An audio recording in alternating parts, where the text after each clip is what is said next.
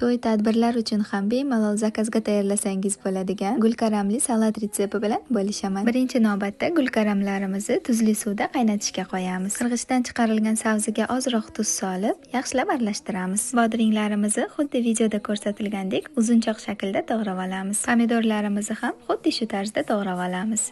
Ketidan bolgarskini ham xuddi shu tartibda to'g'rab, qaynab pishib chiqqan gulkaramlarimizni biroz sovigach, maydaroq bo'laklarga bo'lib, salatimizga qo'shamiz. Xohishga ko'ra gulkaramlarni qaynab chiqqandan so'ng tuxumga botirib qovurvorsangiz ham bo'ladi. Uyimizda bor ko'katlarimizni to'g'rab, uni ham salatimizning ustidan sovuramiz. Barcha mahsulotlarni to'g'rab bo'lgach, ustidan paprika, murch, universal pripravasi hamda qalampirni solamiz. Mayda to'g'rab olingan chesnoklarimizni solib, ustidan qizib turgan o'simlik yog'imizni quyib olamiz.